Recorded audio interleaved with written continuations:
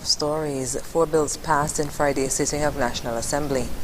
Minister of Public Utilities gives update on discussions with SKELEC workers, and St. Kitts Nevis Embassy in Taiwan participates in travel fair. The details on these stories and more after the break. Mosoka, mosoka, mosoka, mosoka, mosoka, mosoka, mosoka, mosoka, mosoka, mosoka.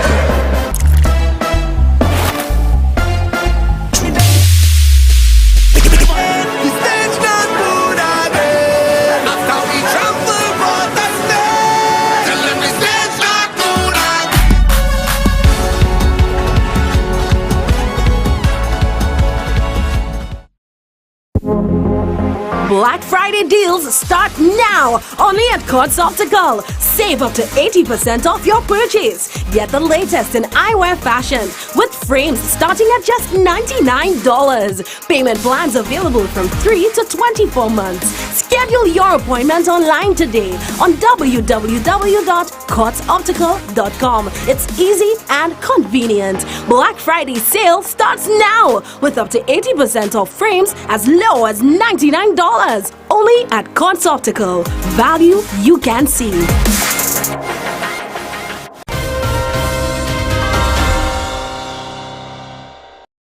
Hello and welcome to the ZIZ Channel 5 newscast. I'm Carla Barrage.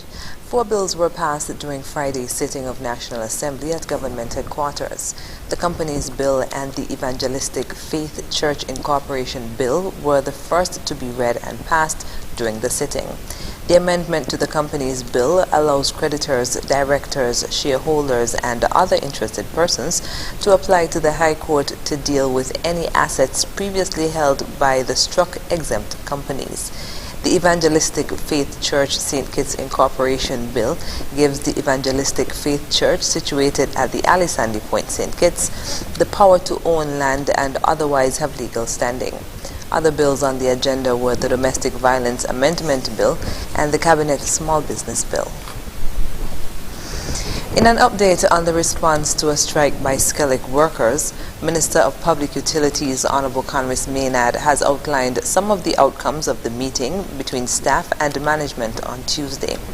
In a statement, Minister Maynard said he was advised that the meeting was respectful, successful, and that there was unanimity among staff in striking off 2 items from the list of requests that was widely circulated across social media, namely the request for reassignment of SKELEC senior management and the request for removal of a director from the board of directors. It was agreed that the inclusion of these items to the list of requests by the unknown author of the list did not reflect the wishes of the majority of the staff. According to Minister Maynard, the management and staff will now proceed internally to address the issues raised, and with the support of the new board of directors, the government looks forward to a much improved synergy of work relations within SKELEC. SKELEC workers initially went on strike outside of the Ministry of Public Utilities on Tuesday morning. Among their requests were the payment of risk pay, payment of an honorarium for the workers, retroactive payments that were previously promised, and opportunities for training. The Embassy of St. Kitts and Nevis in the Republic of China, Taiwan, is once again participating in the Taipei International Travel Fair. The event, which is in its 30th year, is organized by the Travel Visitors Association and is being held at the Nangang Exhibition Center from Friday 4th to Monday 7th, 2022. Charge d'Affaires in the Embassy of St. Kitts and Nevis, Danya Francis, said the country's participation in events such as this is important to strengthen relations with Taiwan and educate its people about the world outside of Asia. This year's booth is called From the Ocean to the Bar. The booth depicts a bar on the beach with a boat that travels between the 2 islands. A small golf course is also next to the beach. Rums and hot sauces made by Kittitians and Nevisians are on display. Visitors to the booth are provided with information about St. Kitts and Nevis via brochures, maps, games, a video display, and music. Mr. Francis revealed that for the first time, Nationals will be performing on the main stage on Saturday at 1:30 p.m., which is Saturday 1:30 a.m. in St. Kitts and Nevis. Last year, the embassy's booth was awarded the Best Pavilion Award, which was given to 10 out of 200 plus participants. This year, with over 1,200 other booths on display, the embassy is hoping to capture a similar award. The Department of Agriculture on Nevis received 2,000 pineapple slips from the Taiwan Technical Mission in St. Kitts and Nevis on Wednesday. The new mission chief, Roy Yuan Hang Lo, delivered the donation to Permanent Secretary in the Ministry of Agriculture, Huey Sargent, on his first visit to Nevis. He replaces Yu Ming Lu, who served in that position for the past 9 years. While welcoming Mr. Lo, Mr. Sargent expressed gratitude for the gift. Mr. Sargent noted that during a meeting with senior staff of the Department of Agriculture and Mr. Lo, they spoke of matters affecting Nevis.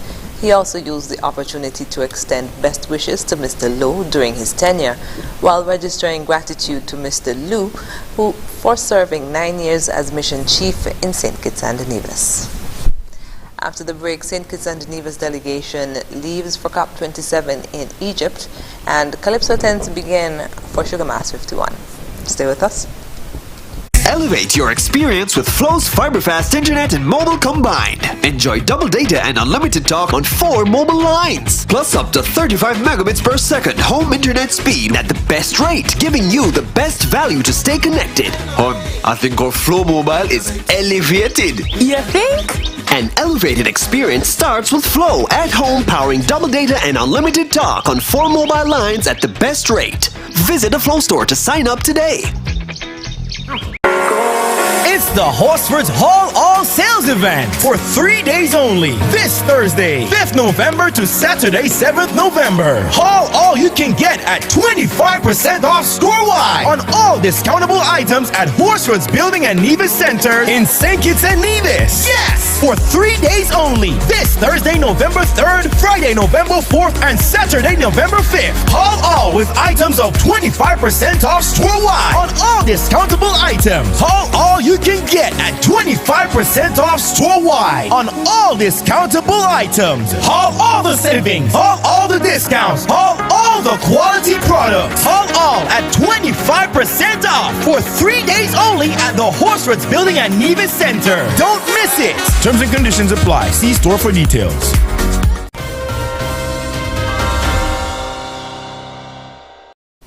Welcome back. A delegation of 5 has left the Federation to attend the United Nations Climate Change Conference COP27 in Sharm el-Sheikh, Egypt. The delegation departed the RLB International Airport on Wednesday. The 2-week high-level conference begins on November 6th and ends on November 18th. This is the largest delegation to ever attend a UN climate change conference. Wednesday's delegation included from the Department of Environment, Conservation Officer Cheryl Jeffers, Environmental Education Officer Darian Edmead, and Finance Officer Nydia Taylor, and from Nevis, Sebastian Manners, Physical Planning Officer, and Cordisier Walters, Youth Development Officer. COP27 is the world's largest stage for climate change and will welcome discussions from world leaders and government officials tackling some of the heaviest issues surrounding climate. The summit will focus on 3 main areas: reducing emissions, helping countries to prepare for and deal with climate change, and to secure technical support and funding for developing countries. In preparation for this year's global summit, the government of St. Kitts and Nevis has been positioning itself, along with its regional counterparts, to provide a unified front at COP27. Minister of Climate Action and Environment, Honorable Dr. Joyelle Clark, has taken the lead in several high-level discussions, including virtual dialogues with other CARICOM ministers of environment and another virtual dialogue on the topic of climate justice. As Sugar Mass festivities near, Calypsonians are beginning to acquaint the public with their songs for this year. Thursday night saw the first Calypso tent for the season and the first tent of the Legends Calypso tent taking place. The tent was held at Paradise, formerly known as Potential, on Keon Street, and featured King Socrates, Empress Lyric, Alomolo, Soca Empress, Lady Karen's, Lord Payne, Queen Brown Sugar, Mighty J, and Rico. It is the first of 8 intended tents before the elimination process. Meanwhile, Sandra B., a veteran MC with her signature Ladies and Plentymen greeting, was honored by King Socrates, founder of the Legends Calypso tent. Sandra B. was the MC of the tent for the past 21 years, but has been with the tent since its inception in 2000. In presenting her with a plaque, King Socrates recalled their stat and thanked her for her time. In the year 2000, when the Legends Band was formed, Sandra and I went on a certain radio station to inform the nation that there's a new band in town. And a certain person called on the program and gave us 1 year. It has been 22 years, and we are still here making our contribution to the development of culture through the album of Calypso to our federation. One of the persons who've been most instrumental in her support of Calypso, even before she joined the Legends Band, was Sandra D. Byron. And so when I asked, every tent she was there. Every rehearsal she was there with the other tents. I asked her, would you join the Legends tent? She said yes. It has been 21 years of service. This is our 22nd year, and she retired last year. In her response, she said that she was enjoying her retirement. I've been a part of this movement for the past 22 years. When my good friend here came and asked me to do the show for him, I gracefully accepted, and every year said my last year. But last year I told him, no, that's it. So I am retired from work, retired from everything, but I just want to thank him for opportunity, for the exposure of this. Thank you very much. The tent took place at Paradise, formerly known as Potential, on Thursday night. Primary schools across St. Kitts have started their annual celebration of Literacy Week. The activity is aimed at piquing students' interest in books and reading while making the school's library exciting to students.